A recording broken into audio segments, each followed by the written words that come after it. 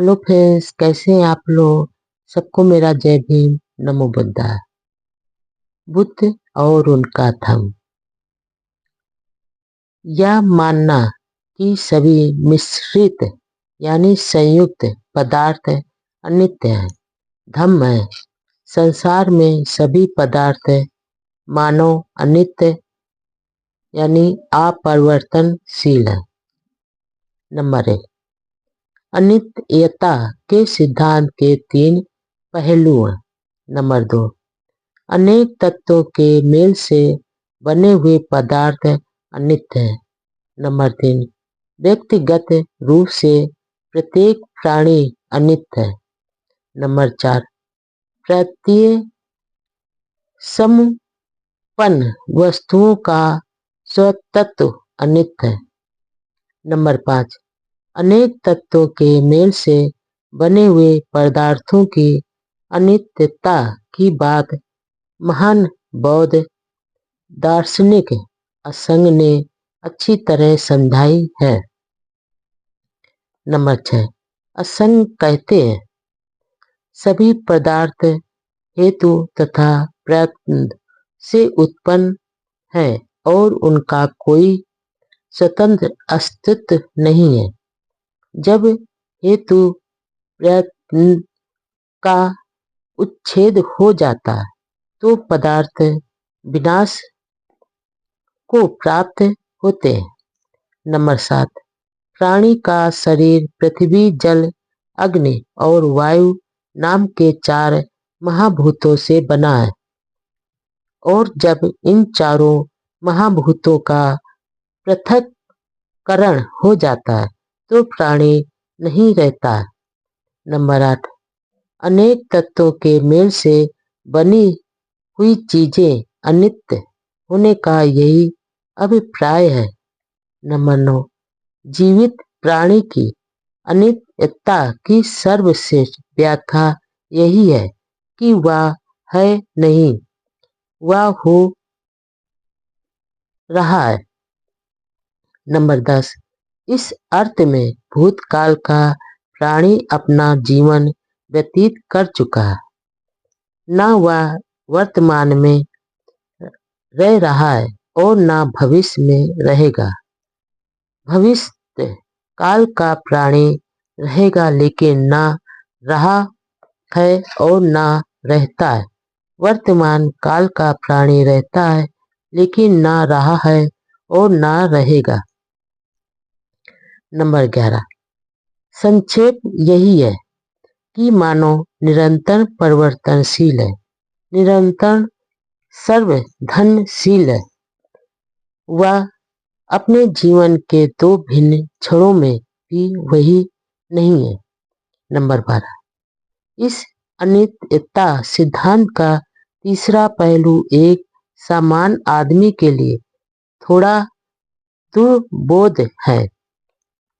Number 13, यह समझना बहुत आसान है कि प्रत्येक आदमी किसी न किसी समय अवश्य मर जाएगा। नंबर 14, किंतु यह समझ सकना उतना ही सरल नहीं है कि किस प्रकार एक प्राणी जीवित रहते हुए परिवर्तित होता रहता है। नंबर 15, यह कैसे संभव है। भगवान बुद्ध का उत्तर था, यह इसलिए संभव है क्योंकि सब कुछ अनित्य है। किसी के प्रति आसक्ति मत रखो, सभी अनित्य है। नंबर 16, आगे चलकर अनित्यता का यह सिद्धांत शून्यवाद कहा जाने लगा। नंबर 17, बौद्ध शून्यता का अर्थ पूर्ण निषेध नहीं है। इसका अर्थ इतना ही है कि संसार में स्वाभाविक तौर से प्रतिक्षण सतत परिवर्तन हो रहा है। नंबर 18, बहुत कम लोग इस बात को समझ पाते हैं कि शून्यता के ही कारण सभी कुछ संभव है। इसके बिना संसार में कुछ भी संभव नहीं होगा। सभी पदार्थों की स्वाभाविक अनित्यता पर ही अन्य पदार्थों का होना निर्भर करता है।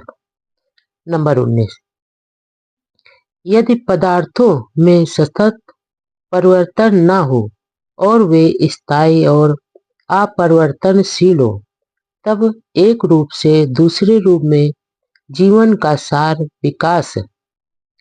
सारा विकास और जीवित प्राणियों का परिवर्धन बिल्कुल रुक जाएगा। नंबर 20, यदि आदमी मर जाते या उनमें परिवर्तन आ जाता किंतु वे उसी अवस्था में अपरिवर्तित स्थिति में रहते तो उसका क्या परिणाम होता? मानव जाति की प्रगति सर्वथा रुक जाती।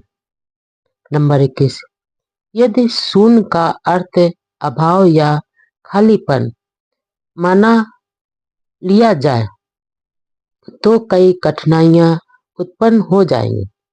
नंबर 22, किंतु ऐसा है नहीं। शून्य एक बिंदु के समान है जो कि एक पदार्थ है किंतु जिसकी न कोई चौड़ाई है और न ही लंबाई। नंबर 23, भगवान बुद्ध का यह उपदेश था कि सभी पदार्थ अनित्य हैं। नंबर 24, भगवान बुद्ध के इस सिद्धांत से हमें क्या शिक्षा मिलती है? यह अधिक महत्व का प्रश्न है। नंबर 25, इस अनित्यता के सिद्धांत की शिक्षा बहुत सरल है।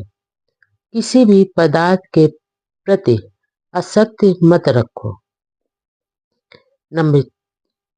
नंबर 26, इसका अर्थ अनासक्ति को उत्पन्न करना है।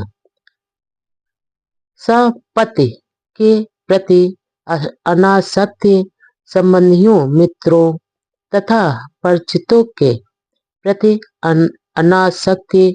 भगवान बुद्ध ने कहा, सभी चीजें अनित्य हैं।